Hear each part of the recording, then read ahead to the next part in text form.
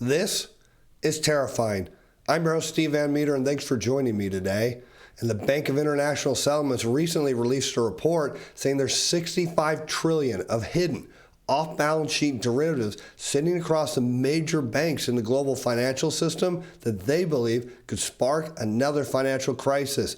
To put this in perspective, there's $31 trillion of U.S. government debt, meaning there's more than double that amount of these derivative contracts sitting at the banks. And in today's show, we're going to look at what these contracts are, how they can trigger a financial crisis, how central banks will respond to them, and more importantly, why the Fed is powerless at stopping this. Now, before we get into today's topic, I want to thank all of you for the well wishes. I'm dealing with a major sinus infection, and hopefully in a couple days, my voice will be back. But as we say, the show must go on. Let's head over to Bloomberg, where we picked today's story up with a headline that huge, missing, and growing $65 trillion in dollar debt sparks concern.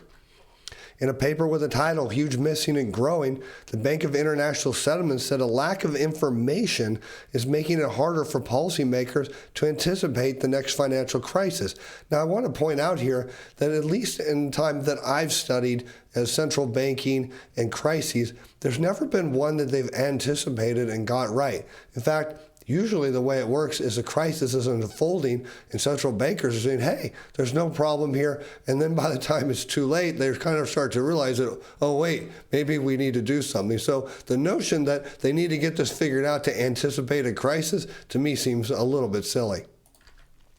In particular, they raised concern with the fact that the debt is growing unrecorded on balance sheets because of an accounting conventions on how to track derivative positions. And so this is a key point, that this is off balance sheet. So it's not on the main balance sheet of a bank, it's set somewhere else. So it's not apparent. And because it's not obvious to regulators, they can't see transparently what is out there. So they're guessing. They have to do some research. They have to ask questions, and they don't know what's sitting out there. But their concern is, hey, this is at $65 trillion. If something goes wrong, how are we going to be able to stop this? And oh, by the way, what is all of this stuff? What could we do? What is the trigger mechanism? And I want you to understand, they don't understand this. And you're going to see that as we go through today's show. The findings, based on data from a survey of global currency markets earlier this year, offer a rare insight to the scale of hidden leverage. And, we talk about leverage being one of the biggest catalysts of financial crises. You go back to, say, the great financial crisis, the real estate bubble, and you think of how did leverage pop the bubble? Well, you had, a homeowner that had some equity and wanted to speculate in the markets, so they took an equity line, and maybe bought two homes that they were eventually going to flip. Well, those homes maybe went up in value, so they took some equity and then bought two more homes from there. And so now they turned one home into seven. And all of this usually works out pretty well as long as prices are appreciating. But the moment prices start to flatline or worse, decline, which of course we know this is what the Fed wants to do right now, what happens in a crisis, instead of one home that lost value, say the primary home, maybe back even where the amount owed is equal to the value of the house, now you have seven homes that are upside down, and you have an owner who can't make the payments on any of them, and next thing you know, you have a wave of defaults. And so you start to see, as more leverage gets built up in any system, the catalyst is oftentimes a decrease in asset prices that causes the whole thing to pop. Foreign exchange swaps were a flashpoint during the global financial crisis of 2008 and pandemic of 2020. You might remember that actually was something that happened right before the pandemic took off, when dollar funding stress forced central banks to step in to help struggling borrowers. To be sure, the debt is backed up by an equivalent amount of hard currency, and that's a good thing. But here's an example that Bloomberg used. To understand how the system works, consider a Dutch pension fund buying assets in the U.S. So we'll simplify that. Consider a Dutch pension fund wants to buy one share of the S&P 500. As part of this transaction, it will often use a foreign currency swap exchange to turn its euros into dollars. So if you're not familiar with, maybe, here we'll put this into a simpler perspective. If you've ever been at a major international airport, you might notice every so often they have currency exchange booths, particularly outside the U.S. And so think of these currency exchanges exchangers is that's all they're doing, is saying, hey, you have one and you want the other, and we'll make that exchange. So they're taking those euros and now converting them to dollars, to which they can buy that one share of the S&P 500. Then when it's closed out, the fund will repay dollars. So it'll sell one share of the S&P 500. It'll get dollars for that, repay the loan, and get euros. And for the length of the trade, the payment obligation, this transaction is sitting, not the purchase of the stock, but the actual exchange of currency is recorded off balance sheet, for which the BIS calls a blind spot in the financial system. Now, of course, anytime a regulator says there's a blind spot, we know what that means, is they want more regulation. But let's talk about how this thing can blow up. And the example they used here is not really the best example of what I'd like to explain, because typically with the dollar being the global reserve currency, that's the one people are trying to exchange and get. So let's say that there's a case where there's an exchange going through where the person's supposed to get dollars, but perhaps there's a dollar shortage on the market, perhaps the dollar is rising in value, perhaps there's stress in the financial system, and those that have dollars say, hey, you know what? I don't want to exchange for euros. I'm really happy holding on to my dollars here. And that means that swap on that needs to go through, it fails. And then all of a sudden, what does that do? Start to send panic out in the system, because what's going to follow is a domino effect of other people who are doing similar transactions and needing dollars. Theirs are going to fail. And what will happen? The dollar will go up in value. The financial system will get more stressed. And those that have the dollars, of course, naturally won't want to get rid of them. And then next thing you know, this whole thing bursts out of control. And that's kind of what the BIS is concerned about here. But I want to show you there's really nothing that the Fed can do. And we're going to talk about what they will do. But I want you to see how they're effectively powerless because they don't understand what's really going on here. It's not even clear how many analysts are aware of the existence of the large off-balance sheet obligations. In times of crises, policies to restore the smooth flow of short-term dollars in the financial system, for instance, central bank swap lines, are set in a fog. So the first thing that happens when you see these things start to fail is the Fed. Of course, again, they're the primary central bank here that obviously is the only one that can create some dollars, will open up what are called swap lines. Now, they're not trying to fix the problem. They're just trying to band-aid it by saying, hey, no one will swap those dollars for you. Well, come over here to us. We'll take, say, your euros in this case, and we'll swap you dollars. And yes, it is transacted as a loan. Yes, they do pay interest while the time is out. And yes, the dollar loan has to be repaid in dollars. So what happens is the Fed says, look, we don't know what's going on. We don't know why people are not, balancing these transactions out. We don't know why those that have dollars aren't giving them up, but we'll come in and act as a currency exchanger. But mind you, again, all of this has to be paid back, and that's a key point. And you'll see that's the problem is the Fed thinks that, well, we'll just come in and temporarily patch the system until the kinks smooths out. But sometimes that works, but oftentimes it doesn't. Even with the Fed standing there, it spirals out of control, and that's where it gets really bad, and that's where we get these financial crises from. Central banks have found ways to manage the demand for dollars during times of stress. The Federal Reserve has tools such as swap lines and the FEMA repo facility to help prevent markets from seizing up. And again, this is just a matter of how clueless central bankers are. But I want you to take this in perspective of what the Fed has created all these various swap lines or exchange programs.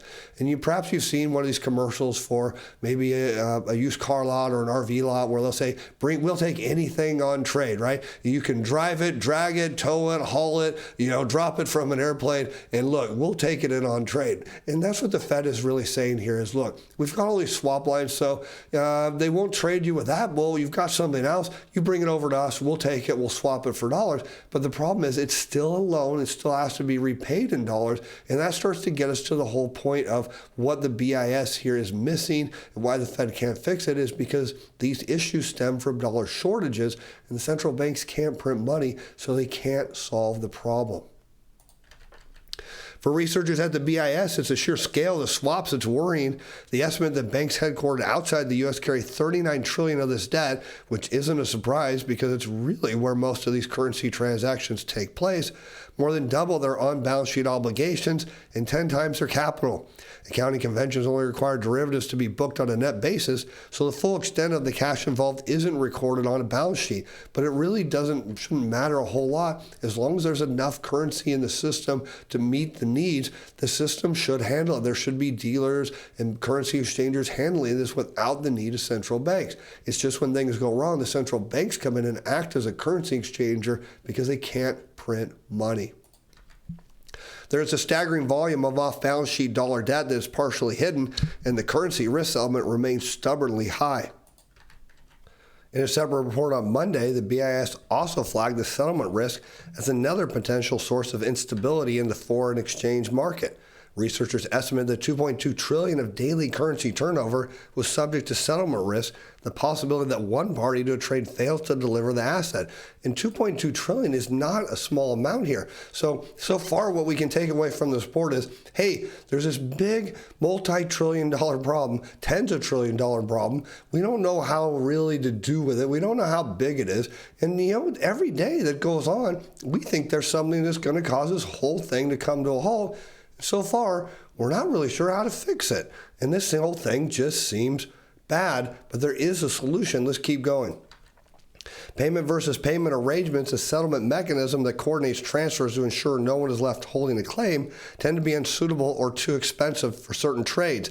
And so that's where we get into what happens next, is because then the Fed starts to figure out that, hey, there's a dollar shortage here. The dollar's too high, and we need to bring the dollar down. So you see on this chart, we have the federal funds rate and the nominal broad U.S. dollar index, because it's widely believed, even though there's not a lot of evidence to corroborate this, is that the Fed actually causes the dollar to go up when it raises rates, and then when it lowers rates, the dollar comes down. So you can see there's a natural effect here. The Fed then will say, hey, we need to cut rates, but realistically, they need to go to zero. And if you think about why, is because these currency swaps that they're doing, well, they have to charge interest on them.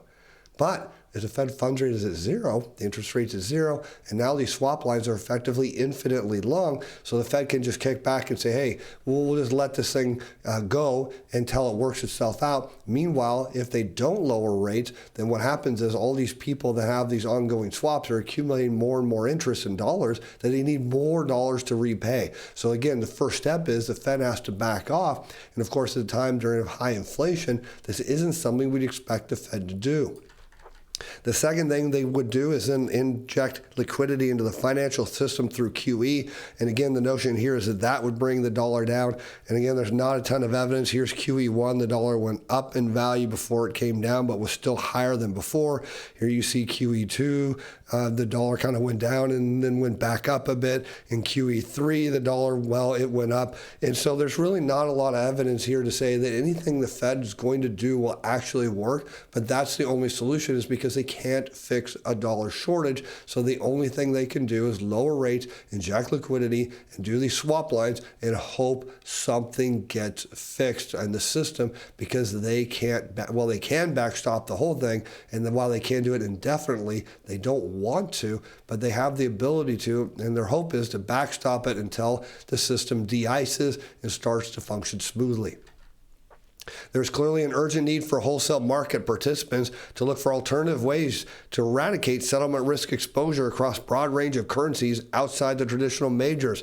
And you can just see this is just how clueless the Bank of International Settlement is because their answer to the problem is, hey, maybe if there was some alternative place that they could go to do their currency exchanges, that this wouldn't be a problem, which suggests is that there's dollars or other currencies floating around somewhere else that people have nothing better to do with, that would love to be currency exchangers when they could just participate in the existing system. And again, now you get to the idea of just how clueless these central bankers and central planners are, and that's why they're concerned about it, because we've seen these derivative contracts blow up in the past. There's a good chance they're going to again, because a whole point of tightening monetary policy is indeed not to reduce the number of dollars circulating around the system. And when there's a lot of global debt and there's a lot of derivative contracts, well, people are going to need those dollars.